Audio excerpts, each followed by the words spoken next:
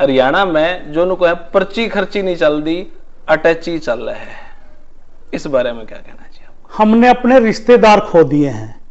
कोई भी मेरा रिश्तेदार नौकरी लगा हो, मेरे मेंबर का कोई लगा हो रिश्तेदार, यहां तक कि मेरी एक विधवा बहन मेरे को ये कहती है कि इस बेटे को मेरे मतलब मेरे भांजे को लगा दे, चाहे कुछ ले दे के लगा दे। जब मैंने और मेरे आयोग ने इतना त्याग कर दिया है, और कोई अगर खर्ची खर्ची की बात कहता है तो मैं उसको गली मानता हूं।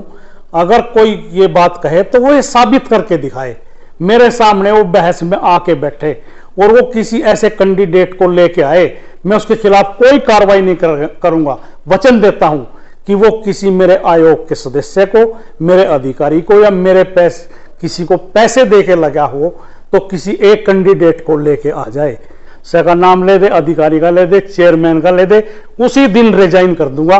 मैंने इतना बड़ा त्याग कर दिया है कि मैं इस पद के जाने के बाद समाज में मिक्सअप भी नहीं हो पाऊंगा, क्योंकि मैंने उनका काम ही नहीं किया। जब मैं इतना त्याग कर चुका हूं, और मेरे से क्या चाहिए, क्या मेरी तपस्या चाहिए कि मैं कैसे साबित करूं कि ये पर्ची खर्ची नहीं चलती। आप तो अटैचियों की बात करते हैं।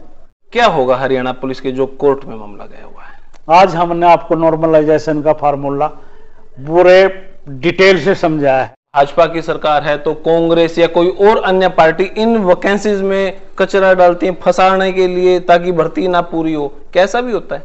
नहीं, मैं इस बात को नहीं मानता, मैं पार्टीबाजी को नहीं मानता। तो उस बायोमेट्रिक की, या कोई लड़की या लड़का किसी कारण भी बायोमेट्रिक नहीं करवा पाया, तो क्या अब उनके चांस दोबारा होंगे मिलने के? ऐसे देखिए, ऐसा है, बहुत से लोग बायोमेट्रिक से अब्सेंट रहे हैं जी। जो फायदा आपने ग्रुप डी के बच्चों को दिया, वो क्यों आपने हरियाणा पुलिस वाले बच्चों को नहीं दिया? कि जब हमारी डी क्लास की भर्ती हुई थी जी, तो हमने कोई डॉक्यूमेंट स्क्रूटनी नहीं की थी, मतलब आयोग ने।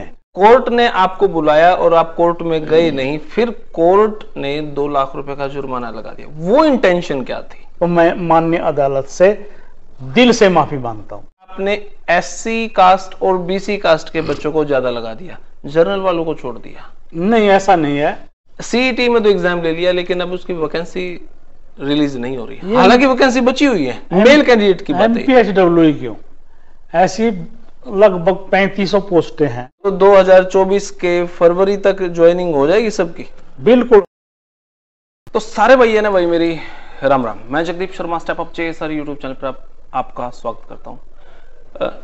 ये इंटरव्यू अब तक का सबसे खास इंटरव्यू है, बहुत सारे सवाल हैं और सरकार को भी लगभग 1 साल रह गया भाई, 1 साल, 1.25 साल, 1.5 साल आप मान के चलो। इस समय में मेरे ख्याल से 6 महीने तो आचार संहिता लग जाओगी भाई। 6 महीने से पहले कितनी जॉब आऊंगी, कितनी वैकेंसी होंगी, कितना क्या कुछ होगा, बात करांगे।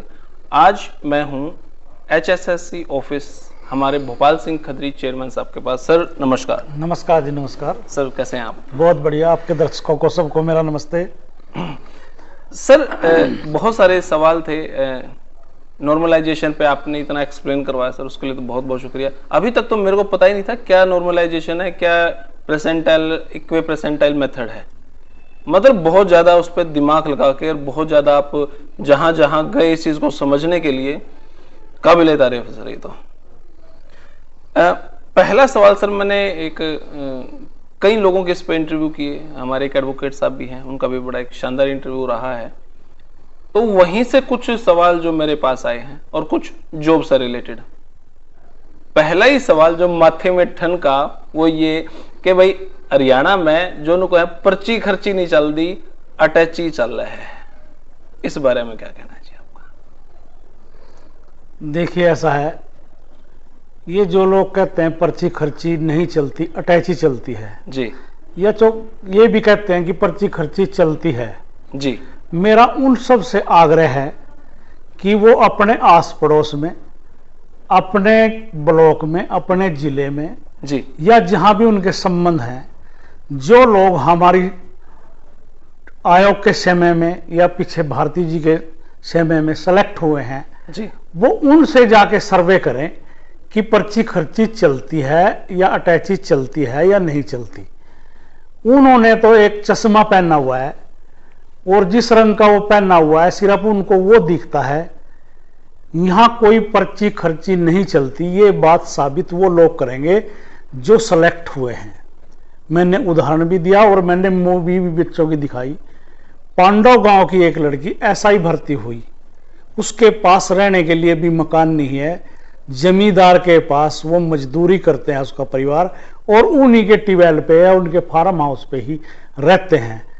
तो मैं और क्या चीजें साबित करूं जिससे ये लगे कि पर्ची खर्ची नहीं चलती। और मेरे को बहुत बड़ा दुख होता है कि जब कोई पर्ची खर्ची की बात करता है और मैं इसको गाली मानता हूं कि गाली मिल रही है मेरे को। इस प्रदेश का मुख्यमंत्री मैं, हमारा पूरा आयोग, ये सरकार पूरी इस बात के लिए प्रतिबद्ध है और उसने शपथ ली हुई है कि हम भर्तियां बिल्कुल फेयर करेंगे, योग्यता पर करेंगे। और जगदीप जी, हमने अपने रिश्तेदार खो दिए हैं। कोई भी मेरा रिश्तेदार नौकरी लगा हो, मेरे मेंबर का कोई लगा हो रिश्तेदार, हमने अपने मित्र प्यारे खो दिए हैं। उनके कहने से हम कोई नहीं लगा सके। हम किसी पार्टी संगठन से आते हैं, चलो पार्टी की बात मैंने अभी नहीं करनी चाहिए, पर बेसिक आते हैं हम, किसमें क्या दो राय है सबको पता है कि ये पॉलिटिकल अपॉइंटमेंट होती है। हमने वो पार्टी के लोग खो दिए हैं। यहां तक कि मेरी एक विधवा बहन मेरे को ये कहती है कि इस बेटे को मेरे भांजे को लगा दे, चाहे कुछ ले दे के लगा दे। जब मैंने और मेरे आयोग ने इतना त्याग कर दिया है, और कोई अगर खर्ची की बात कहता है तो मैं उसको गली मानता हूं। अगर कोई ये बात कहे तो वो ये साबित करके दिखाए, मेरे सामने वो बहस में आके बैठे और वो किसी ऐसे कैंडिडेट को लेके आए, मैं उसके खिलाफ कोई कार्रवाई नहीं करूंगा। वचन देता हूं कि वो किसी मेरे आयोग के सदस्य को, मेरे अधिकारी को, या मेरे किसी को पैसे दे के लगा हो तो किसी एक कैंडिडेट को लेके आ जाए। हां, कुछ लोग आपस में लूटते पिटते फिर रहे हैं हरियाणा में कि इतने पैसे दे दो मैं लगवा दूंगा, वो पैसे फंसा भी देते हैं, फिर पंचायतें होते हैं, पुलिस केस होते हैं। कोई एक कैंडिडेट आके कह दे, आयोग के सदस्य का नाम ले दे, अधिकारी का ले दे, चेयरमैन का ले दे, उसी दिन रिजाइन कर दूंगा। मैंने इतना बड़ा त्याग कर दिया है कि मैं इस पद के जाने के बाद समाज में मिक्सअप भी नहीं हो पाऊंगा, क्योंकि मैंने उनका काम ही नहीं किया। जब मैं इतना त्याग कर चुका हूं, और मेरे से क्या चाहिए, क्या मेरी तपस्या चाहिए कि मैं कैसे साबित करूं कि ये पर्ची खर्ची नहीं चलती। आप तो अटैचियों की बात करते हैं। भाई मैं क्या कहूं, मतलब इतने स्तर पे बात, क्योंकि आम लोग मेरे से उम्मीद करे जगदीप कहीं लगवा दे। चेयरमैन साहब तो पूरे हरियाणा को देखा, तो परिवार तो उम्मीद रखेगा ही रखेगा भाई हमारी भी कहीं ना कहीं सेटिंग हो जाए। लेकिन आपने जब इतनी बड़ी बात कह दी तो अब मैं क्या कहूं सर। कोई एक परिवार का मेंबर या रिश्तेदार, ये नहीं मैं कहता कि मेरे परिवार के रिश्तेदार मित्र प्यारे सब बेवकूफ हैं, वो एग्जाम क्वालिफाई नहीं कर सकते, पर अभी तक कोई नहीं लगा। लेकिन ऐसा हो सकता हो जी, आप ईमानदार हैं, आपके जो 4-5 इसके मेंबर हैं वो ईमानदार हों, और नीचे खाते कोई ऐसा कर रहा हो? नहीं, ऐसा है ही नहीं, सिस्टम ही नहीं है। सारा का सारी चीजें चेयरमैन के परव्यू में है। अगर चेयरमैन बेईमान हो गया तो भर्ती ठीक नहीं हो सकती, ये मैं 100% दावे के साथ कह सकता हूं। अगर चेयरमैन ईमानदार है तो कहीं पर भी कोई गड़बड़ की कोई गुंजाइश ही नहीं है। हमारा इतना बड़ा सेटअप हमने तैयार किया हुआ है। लेकिन सर, जब जिक्र आया है कि कोर्ट में मामला गया हुआ है, सवाल गलत है, उन सवाल पे HSSC बोर्ड जिद रहा है कि ये सवाल ठीक है। फॉर एन एग्जांपल, एक जिक्र आया एक इंटरव्यू के दौरान कि गंगा हरियाणा में बहती है, डी क्रिस्ट यूनिवर्सिटी जो सोनीपत में कह रहे हैं कि सिरसा में है, तो इनका क्या मायना है? नहीं, ये क्वेश्चन गलत हो सकते हैं, मैं बड़े स्वीकार करता हूं ये बात, क्वेश्चन गलत हो सकता है, हमारा काम करने का तरीका गलत हो सकता है, पर हमारी जो मंशा है, जो इंटेंशन है हमारी, वो 100% सही है। मैं मानता हूं कि क्वेश्चन गलत हैं हमारे, कुछ कहीं गलती हो सकती है जी, गलत हैं। जैसे कि अभी आपने कहा कि ये दीनबंधु टेक्नोलॉजी कहां पे है जी, हमारा उत्तर सिरसा में है, तो मैं मानता हूं गलत है। गंगा कहां बहती है, गलत है। एक क्वेश्चन का आंसर इसी तरह से ही आया कि चरखी दादरी किस डिवीजन में आती थी, हमारा आंसर हिसार में था, तो हिसार में आती नहीं कभी भी, वो रोहतक में आती थी। तो हमारे क्वेश्चन इस तरह के गलत जरूर हुए हैं, तो वो भी एग्जामिनर की वजह से हुए हैं। हमने का कोई चाव है कि हम एग्जामिनर को कहेंगे कि कुछ गलत क्वेश्चन रख दो इसमें, वो एग्जामिनर की वजह से हुआ है और हम स्वीकार करते हैं। पर जब हम जाके कोर्ट में स्वीकार करेंगे या रिवाइज करने के लिए कहेंगे, उसका जो इम्पैक्ट है जगदीप जी, वो बहुत भयानक है। अगर एक क्वेश्चन को हम मान ले कि ये हमारा गलत है, तो शायद 15 लोगों की सिलेक्शन हो जाए और 15 ऑलरेडी जिनकी सिलेक्शन हुई है वो बाहर हो जाएं। इस तरह की हमारी टेक्निकल गलतियां हो सकती हैं, हमें स्वीकार है।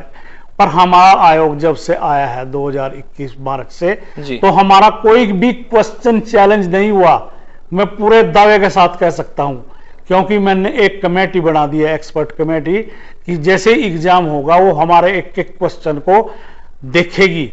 और हमने एग्जामिनर को ये कह दिया कि आप जो क्वेश्चन रख रहे हैं पेपर में, हमने उसका सपोर्टिंग डॉक्यूमेंट चाहिए कि ये क्वेश्चन पेपर आपने कहां से लिया है। तो ऐसी गलतियां अब नहीं हो रही हैं जब से हमारा आयोग आया है। कोई भी एक क्वेश्चन हमारा 2022 के बाद चैलेंज नहीं हुआ। हाँ, 2022 से पहले हमारे कुछ क्वेश्चन चैलेंज हुए हैं और वो चेयरमैन साहब की धारणा उनकी ठीक थी, मगर वो ये बात स्वीकार करते थे कि जो एक्सपर्ट ने कह दिया, एग्जामिनर ने कह दिया, वो सच होता है। क्योंकि इस तरह का कोई कोर्ट का, सुप्रीम कोर्ट का फैसला है कि ये एंडलेस चीज है और एग्जामिनर की रिपोर्ट ही फाइनल होगी, चाहे उसने कहीं गलती भी की हुई है। पर मैं गलतियों को स्वीकार करता हूं। पीटीआई का रिजल्ट हमने रिवाइज किया, क्लर्क का रिजल्ट हमने रिवाइज किया, हमने माना कि हमारे क्वेश्चन गलत थे। मतलब एक तो आप ये कह रहे हैं 2021 के बाद 0% एररिंग आई है। बिल्कुल, क्वेश्चन पे कोई चैलेंज नहीं है, आज तक कोई भी क्वेश्चन चैलेंज। ये जो भी समस्या है 2021 से पहले की समस्या। हाँ जी, हाँ जी, हाँ जी। ओके। और एक और इसमें ये है जी कि जैसे ही ऑब्जेक्शन आते हैं जी, हम उनको देखते हैं और एग्जामिनर को भेजते हैं। कई बार तो हमने ऐसा देखा, कैंडिडेट ने कोर्ट में केस तो कर दिया हमारे क्वेश्चन की, इनका क्वेश्चन गलत है जी, पर उसने जब ऑब्जेक्शन का टाइम था ऑब्जेक्शन नहीं किया। अगर उसने ऑब्जेक्शन किया होता तो हम अपने क्वेश्चन को उसी टाइम रिम्यू करते, ठीक करते। पर उसने ऐसा लग रहा था कि एक नंबर अगर मेरा बढ़ गया तो मैं सिलेक्शन जोन में जाऊंगा।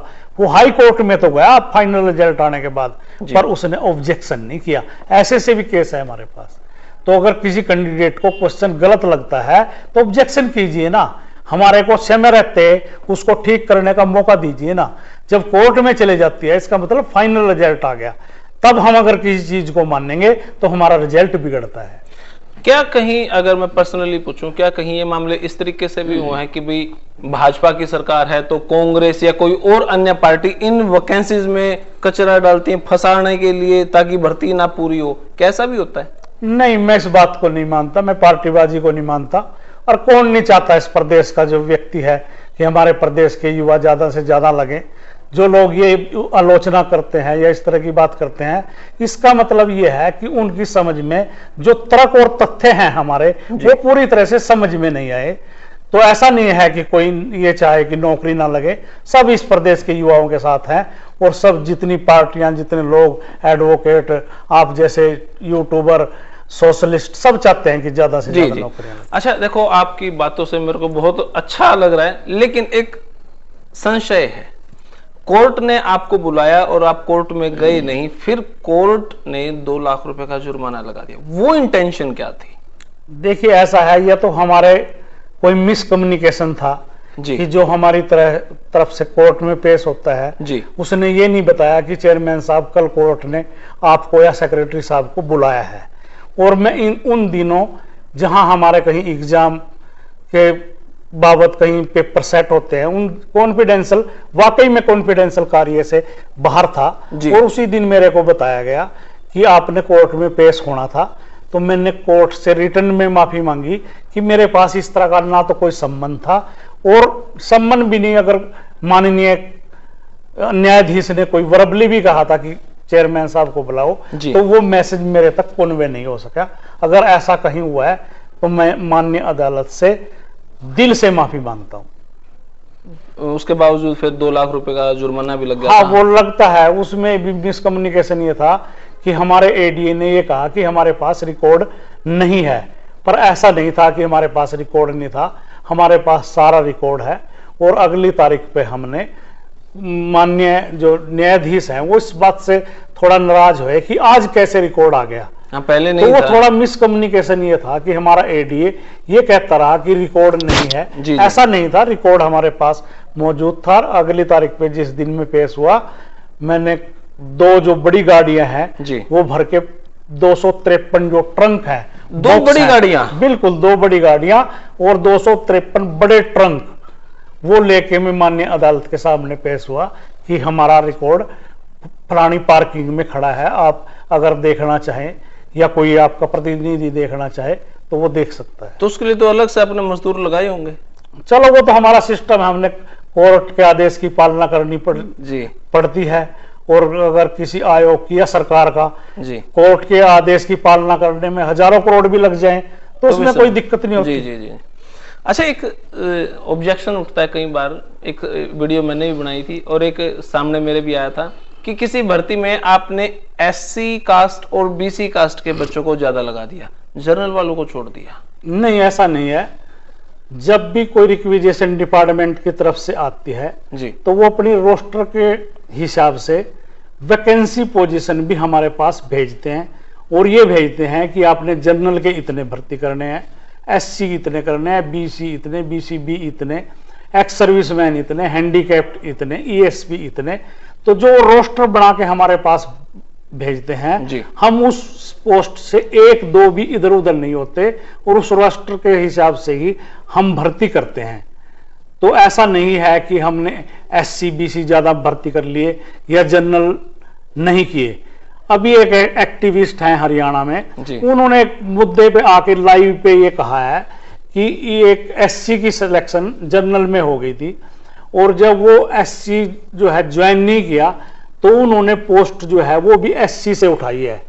तो हमने पूरे मामले की जांच की तो वो एचएसएससी लेवल का कोई मामला नहीं था। जिस डिपार्टमेंट में हमने सिलेक्शन लिस्ट भेजी थी या रिकमेंडेशन लिस्ट भेजी थी उसमें एक कैंडिडेट ऐसा था जो जनरल में सेलेक्ट हो गया था, मतलब उसके नंबर जनरल की कट ऑफ से ज्यादा थे और उसने ज्वाइन नहीं किया। तो उस डिपार्टमेंट ने वहां पे जनरल की बजाय एससी से ही वो सीट भरी जो बिल्कुल गलत थी। और जैसे ही हमारे संज्ञान में मामला आया हमने कहा कि ये आपने जनरल से ही भरनी चाहिए थी, जो वेटिंग में टॉप में था उसमें आपने गलती से एससी की भर दी। तो ये एससी कैंडिडेट नहीं था, ये जनरल कैंडिडेट था, जनरल के अगेंस्ट आया था। तो उन्होंने भी अपनी गलती सुधारी है। अगर किसी बच्चे को या कैंडिडेट को ऐसा लगता है कि मेरे को छोड़ दिया है और एससी को वहां जनरल के अगेंस्ट ले लिया है, वो मेरे आयोग में आ सकता है। मैं उसके बिल्कुल संज्ञान में लेके जिस भी अधिकारी ने या डिपार्टमेंट ने ये ऐसी गुस्ताखी की है उसको सजा दिलवाने का काम करूंगा, उसके खिलाफ लिखूंगा। पर आज तक मेरे पास एक्टिविस्ट तो चाहे कुछ भी कहें, एक भी एप्लीकेशन आज तक ऐसी नहीं आई कि मैं जनरल का कैंडिडेट हूं, वेटिंग में मैं लगना चाहिए था, वहां पर एससी बीसी आपने लगा दिया। मेरे पास आज तक कोई भी एक भी रिप्रेजेंटेशन या एप्लीकेशन नहीं है। तो मैं कैसे मान लूंगा ऐसा हो रहा है। सही बात। अच्छा सर, मैंने एक वीडियो बनाई थी हरियाणा पुलिस पे, 3087 आपने लगा दी, उनके लिए तो आपका धन्यवाद। बाकी रह गए हैं, बाकी जो रहे हैं उनकी जब मैंने रैंक देखी तो टॉप रैंक रैंक 2 से लेकर 3000 तक उन 3500 बच्चों में रह गई। तो उसमें भी मुझे ये लगा भाई बड़ी बड़ी जो अच्छी रैंक है वो तो रह के बाकी आपने लगा दी, वो क्या टेक्निकल कमी थी या कोइंसिडेंटली ऐसा हुआ या क्या लगा आपने सर उस बारे में? इसमें भी आपकी जो है ना कंट्रोवर्सी है जी। तो जब पर्ची खर्ची चल रही है यानी कि टॉप के लोग, वो तो हमारे लोग होने चाहिए थे। पर्ची खर्ची से भर्ती हुई जो टॉप के लोग हैं वो तो हमारे लोग हैं। इसका मतलब हमने पक्षपात करके उनको टॉप पे पहुंचाया है और अब हम उनको ज्वाइन नहीं कर रहे हैं। तो दोनों कंट्रोवर्शियल हो गए ना। ऐसा नहीं है जी कि कई बार क्या होता है एक बच्चा टॉप पे है और उसकी जो बायोमेट्रिक है वो नहीं हो पाई या उसकी डाउटफुल रह गई या वो एब्सेंट हो गया एक बच्चे के 62 नंबर हैं, उसको किसी वजह से मिसमैच हो गया तो उसकी तो ज्वाइनिंग नहीं हुई, मानता हूं। एक बच्चे के 50 नंबर है, उसका सब कुछ क्लियर हो रहा है, 50 वाला की जाके सिलेक्शन होगी।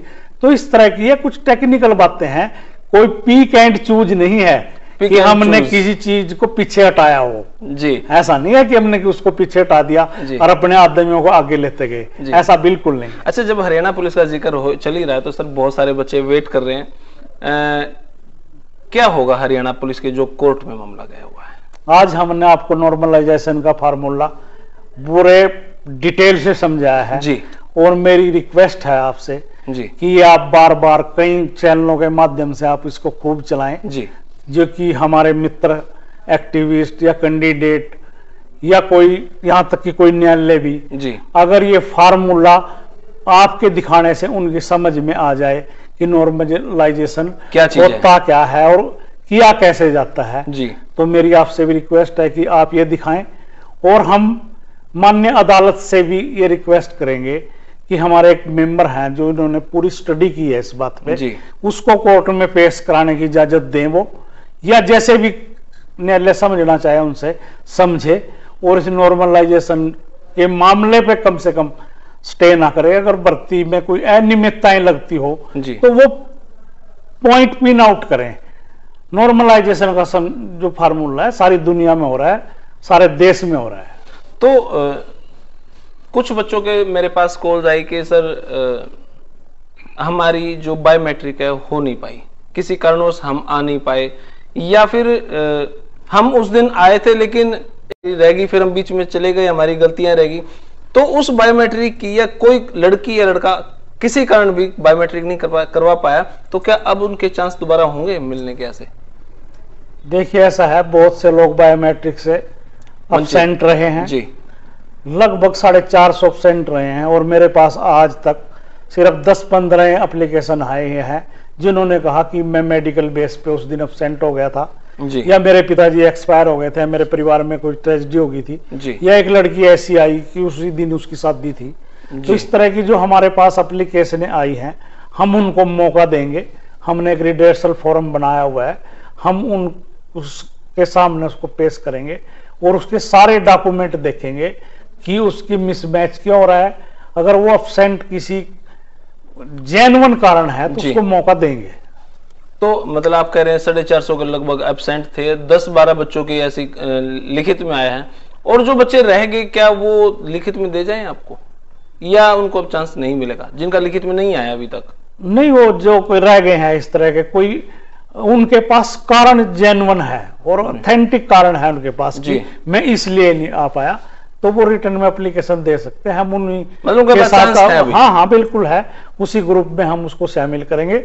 और जो बायोमेट्रिक हमने बाद में की है, पहले की हुई है, आजकल में ही हम स्टे, आज हटे, कल हटे, 17 को हटे, 22 को हटे, पर हम अपनी एक्सरसाइज 1-2 दिन में ही पूरी करके उनके नाम पुलिस विभाग को भेज देंगे जी। और जो बच्चे 84 बच्चे डाउटफुल हैं, और कुछ बच्चे ऐसे हैं जो मिसमैच किन्हीं और कारणों से हो सकते हैं, अंगूठा छिल गया उसका, या कोई मजदूरी का काम करता है, उन सबको मौका देंगे, कमेटी के सामने पेश करेंगे।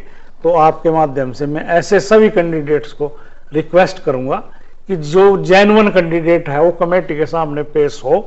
हम उसको ये दिखाएंगे कि देखो बेटा, आप एग्जाम के टाइम ये फोटो है आपका सीसीटीवी फुटेज ये है, आपकी वीडियोग्राफी ये है, तो अगर कोई फ्रॉड है तो उसको हम यहीं रेस्ट करेंगे और जेन्युइन कैंडिडेट के साथ अन्याय नहीं होने देंगे, उसको मैच करके भेजेंगे और उसकी ज्वाइनिंग कराएंगे।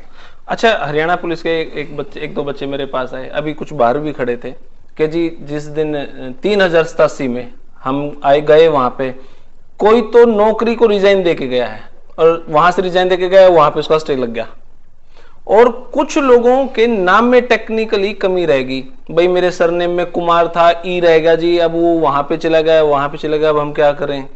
तो उनकी सबकी प्रॉब्लम सॉर्ट आउट तो होंगी ना? ऐसा तो सॉर्ट आउट होंगी। कुछ तो हमारे पास विभाग की तरफ से आई हैं कि इनकी डेट ऑफ बर्थ गलत है, या इसके मदर के नाम में, फादर के नाम में, या स्वयं के नाम में मिस्टेक है नाम में ही, उनको ठीक करके हम भेजेंगे, उनके डॉक्यूमेंट चेक करके। कुछ एप्लीकेशन हमारे पास सिद्धि भी आई है बच्चों की कि ये मेरी डेट ऑफ बर्थ जो है 62 की बजाय 72 या 82 92 इस तरह से लिखा गया है। तो उन सबको बच्चों को मौका देंगे कि वो ये साबित करें कि आपकी एक्चुअल क्या है, तो हम उन सबको मौका। अदरवाइज सेल्फ डिक्लेरिफिकेशन भी तो हो सकता है कि भाई हाँ उसने खुद ने लिख के दी थी, अगर बाय मिस्टेक कभी ऐसा गलत है तो उसके लिए भुगतने को तैयार भी है, जो भी आपकी पनिशमेंट होगी। इसमें ये है कि हम देखो सब बच्चों पे तो हम संदेह नहीं कर सकते जी, पर कुछ बच्चे जो माफिया है उसके चंगुल में आके इस तरह की गलतियां जानबूझ के करते हैं जी। वो इसलिए करते हैं कि वो अपनी डेट ऑफ बर्थ कुछ और लिख दें, माँ बाप का नाम थोड़ी स्पेलिंग गलत कर दें, उससे क्या हो जाता है और स्मार्ट में उसके 2 रोल नंबर जनरेट हो जाते हैं। एक में वो खुद पेपर देता है, दूसरे में सीटर बैठाता है, और जहां पास हो जाता है वहां दावा करता है कि ये मेरा रोल नंबर एक्चुअल है। तो इस तरह की भी हम जांच करते हैं कि ये इससे गलती हुई है या इसने जानबूझकर ऐसा कोई खेल खेल रहा है। Okay okay okay. अच्छा सर, एक सवाल आया था कि वकील साहब से जब मैं इंटरव्यू कर रहा था किसी से, तो उन्होंने कहा कि भाई आपसे एक लिस्ट मांगी गई कि भाई उन लिस्ट में किन को आपने फादरलेस के नंबर दिए। आपने कहा भाई हमारे पास ऐसी कोई लिस्ट नहीं, सब फेयर काम हुआ है। उसके बाद भी उन्होंने एडवोकेट साहब को जब ड्यूटी लगाई तो उन्होंने 14 बच्चों की, शायद कुछ इतने, शायद 14 बच्चों की लिस्ट दी। तो वो लिस्ट कहां से आ गई और आप लिस्ट नहीं दे पाए?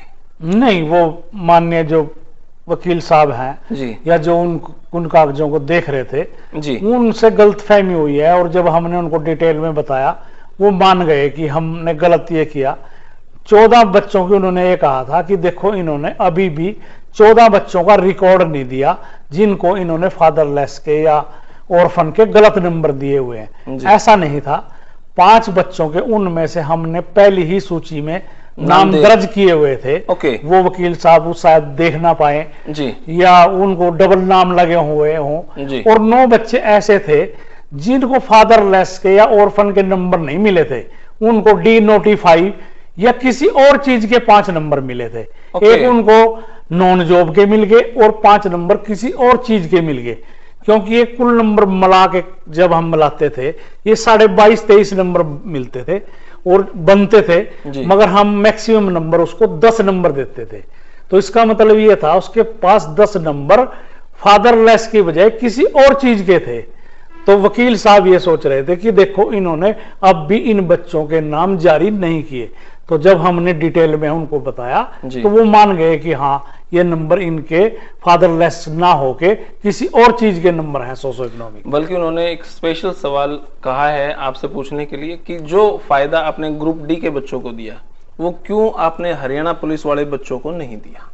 ये भी मैं शंका जो है कैंडिडेट्स की, वकील साहब की और आपकी जी दूर करना चाहता हूं जी, कि जब हमारी डी क्लास की भर्ती हुई थी जी, तो हमने कोई डॉक्यूमेंट स्क्रूटनी नहीं की थी, मतलब आयोग ने, ठीक है। और जब हमने बच्चों को सिलेक्ट करके भेजा था तो हमने जिस डिपार्टमेंट में बच्चे की सिलेक्शन हुई थी उस डिपार्टमेंट को लिखा था कि आप इनके डॉक्यूमेंट चेक करेंगे, वेरीफाई करेंगे और तब इनकी ज्वाइनिंग कराएंगे।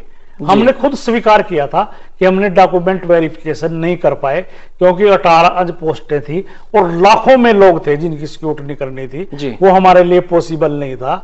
जब ये डिपार्टमेंट में बट गए तो ये डिपार्टमेंट तो लगभग 100 हो गए जी, और आयोग अकेला था जी, तो हमारे लिए संभव नहीं था जी। तो हमने कहा कि आप ही इस चीज की जांच करेंगे। और जो वकील साहब ने कहा कि ये नंबर क्यों नहीं दिए, तो जब डी क्लास की पोस्ट निकली थी, विज्ञापन हुआ था, तो उसमें ऑर्फन के नंबर थे, मतलब जिसके माँ बाप जो दोनों एक्सपायर हों उसको नंबर अवार्ड होने थे, उसको नंबर मिलने थे जी। तो बाद में सरकार के ये ध्यान में आई कि ऑर्फन की बजाय ये सर्टिफिकेट फादरलेस होना चाहिए, क्योंकि हमारे समाज में जो पुरुष है वो अर्निंग हेड है जी, उसके न रहने से बच्चे की जो आर्थिक स्थिति है या उसकी पढ़ने की स्थिति है वो कमजोर हो जाती है और वो सफर करता है। इस भावना को लेकर शायद सरकार ने उसको फादरलेस कर दिया था, और फादरलेस करने के बाद भी कोई पार्टिकुलर परफॉर्मा या प्रेस्क्राइब परफॉर्मा जारी नहीं किया था। अच्छा। तो जब हमने विज्ञापन किया 2018 की भर्ती का, जिस पे प्रश्न चिन्ह लग रहा है, तो उस टाइम पार्टिकुलर परफॉर्मर नहीं था। तो सिर्फ इंस्ट्रक्शंस में ये लिखा हुआ था कि आपको ये ऑर्फन या फादरलेस के नंबर उसको मिलेंगे जिसके फादर साहब की 42 साल से कम डेथ हो गई, या उस कैंडिडेट की उम्र 15 साल से नीचे थी जी। या वो कैंडिडेट अपने माँ बाप की पहली या दूसरी संतान थी जी। तो ये इंस्ट्रक्शंस में तो थी जी, पर परफॉर्मे में या अनेक्सर में इस तरह की नहीं थी। ओके। जिस भी तहसीलदार के या जिस कैंडिडेट के जी। ये तीनों शर्तें समझ में आ गई जी। उसने तो प्रेस्क्राइब परफॉर्मे पे सर्टिफिकेट बनवा लिया जी।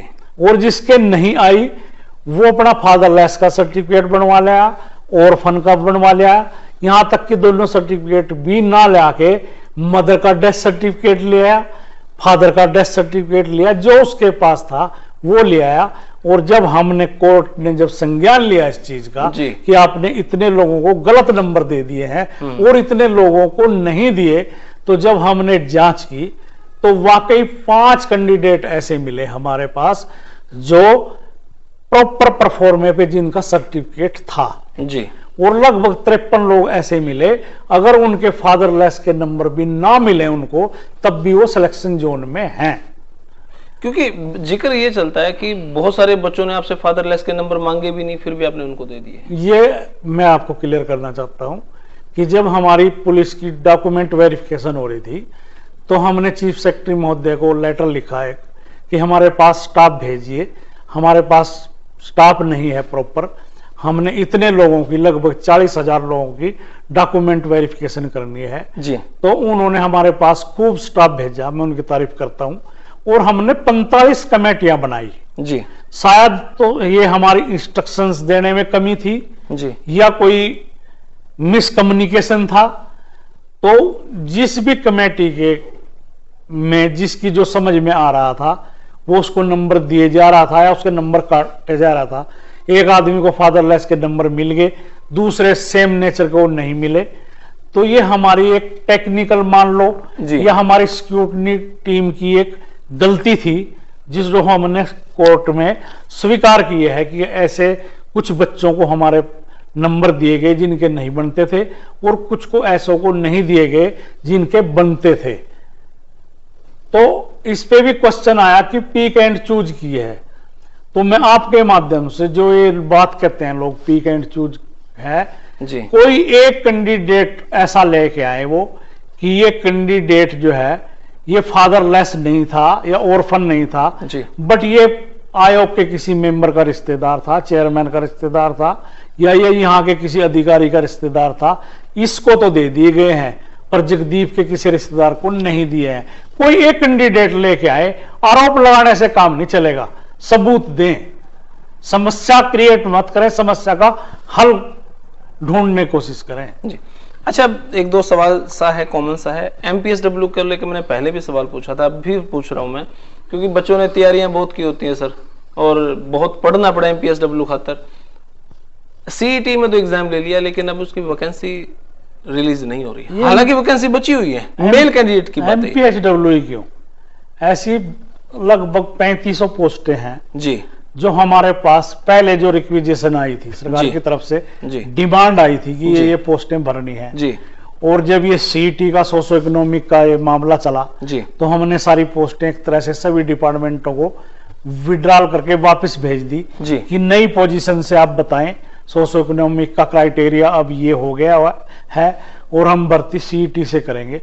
तो ऐसी लगभग 3500 पोस्ट हमारे पास ग्रुप डी दोबारा से नहीं आया आज तक जी जी जी। तो MPSW भी उनमें से एक है।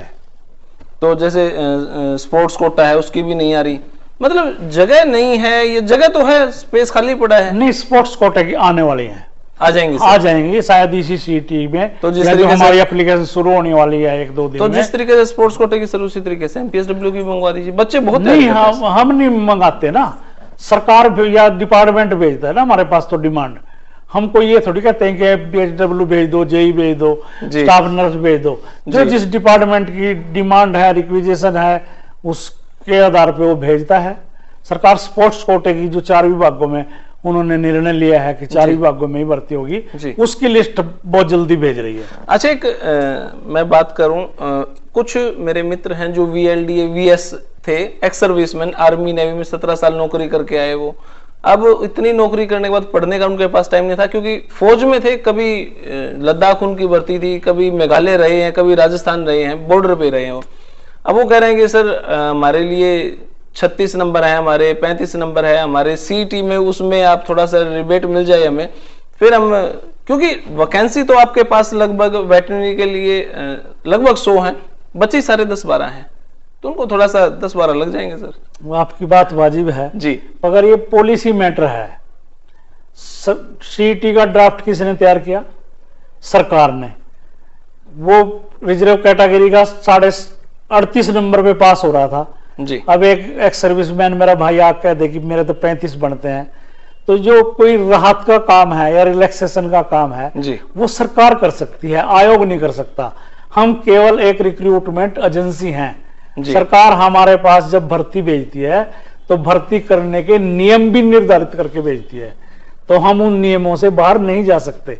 अगर 32 वाले को, 30 वाले को या 35 वाले को जायज मांग है, कोई रिलैक्सेशन देनी है, तो वो सरकार के लेवल का काम है, हमारा नहीं है। बहुत सारे बच्चे अभी ये भी सोचे बैठे हैं जो अब एग्जाम होने वाले ही हैं, उनकी एग्जाम की डेट थोड़ा सा आगे चली जाएगी, हम और तैयारी कर लेंगे या कुछ और, ऐसा होगा सर? या फिक्स डेट पे अब एग्जाम होने जो होंगे वो? नहीं, जो फिक्स डेट हमने दी है जी, उससे कोई 1 हफ्ता आगे पीछे हो सकते हैं जी, क्योंकि हमारी कई बार कोई मजबूरियां हो जाती हैं। जैसे TGT का ही हमने 22-23 का एग्जाम रखा था जी, उस दिन ईद उल फितर का वो आ गया जी, और सरकार ने चाहा कि इतना बड़ा त्योहार है तो पीछे हटा दें, हम तो 13-14 में ले गए जी। हमने CET के अंदर उस दिन C क्लास का करना था, अब हम TGT का करना पड़ रहा है। हमने 6 तारीख निर्धारित की, 6 और 7 मई, तो हमने देखा कि उस दिन NTA का नीट का पेपर है जी, तो HPSC का 21 मई का शायद उनको HCS का पेपर है, और इधर हमारा भी एक ग्रुप का हमने निर्धारित किया हुआ था जी, तो हमने थोड़ा सा तो एडजस्ट करना पड़ेगा। जो HPSC के साथ तो हम कर सकते हैं कि सेटिंग, या वो अपना इधर कर लें या उधर कर लें या हम कर लें। जो नेशनल रिक्रूटमेंट एजेंसियां हैं उनसे हम इस तरह का उम्मीद नहीं रख सकते, तो हमने ही स्टेप डाउन करना पड़ेगा, अपने पेपर को आगे ले जाना पड़ेगा। तो इस तरह की कोई मजबूरियां होती क्या हैं। अब इस माहौल में CET का क्वालिफाइंग नेचर हो सकता है? जो ड्राफ्ट आज तक है जी, उसके हिसाब से नहीं हो सकता, उसमें 4 टाइम ही है। कोर्ट में केस है, वहां क्या होता है या सरकार क्या निर्णय अपने लेवल पे लेती है, ये नेक्स्ट टाइम बाद की बातें हैं। नेक्स्ट टाइम CET का पेपर कब तक हो जाएगा सर? नवंबर में कंफर्म है? बिल्कुल कंफर्म। उसके बाद भी वैकेंसी आएंगी क्या? बिल्कुल आएंगी। ऐसा तो नहीं आचार संहिता में समय गुजर जाए? नहीं, वैकेंसी आके ज्वाइनिंग भी हो जाएगी। 2023 है जी, इसमें बहुत बड़ी मात्रा में लगभग 40,000 लोग रिटायर होने जा रहे हैं। ओके, तो ये वैकेंसी पोजीशन तो बढ़ेगी घटने की बजाय। तो 2024 के फरवरी तक ज्वाइनिंग हो जाएगी सबकी? बिल्कुल हो जाएगी, क्योंकि फरवरी के बाद तो आचार संहिता लग जाएगी, जैसे MP का इलेक्शन। हमारा टारगेट 31 दिसंबर 2023 है, और जनवरी फरवरी तक जितना हमारा टारगेट है ये 62,000 का, मुझे पूरी उम्मीद है मेरे आयोग का कि हम ये जो टारगेट है अचीव करेंगे। चलो, बहुत बहुत शुक्रिया सर आपका, बहुत बहुत शुक्रिया। तो भाई इतिहास की बात कर रहा हूं मैं, हरियाणा में आज तक इतना बड़ा इंटरव्यू कभी नहीं हुआ, और जितने सवाल आपके थे, विपक्षियों के थे, जितने भी थे, सारे भाई पूछ लिए। अब आप अपनी राय कमेंट बॉक्स में दें। इससे बड़े इंटरव्यू हो भी नहीं सकता, इससे ज्यादा दिल की बात हो भी नहीं सकती। ना मैंने फॉर्मेलिटी करी, ना हमारे चेयरमैन साहब ने। आप अपनी राय कमेंट बॉक्स में जरूर दें। तब तक के लिए धन्यवाद। जय हिंद, भारत माता की जय। थैंक यू भाई।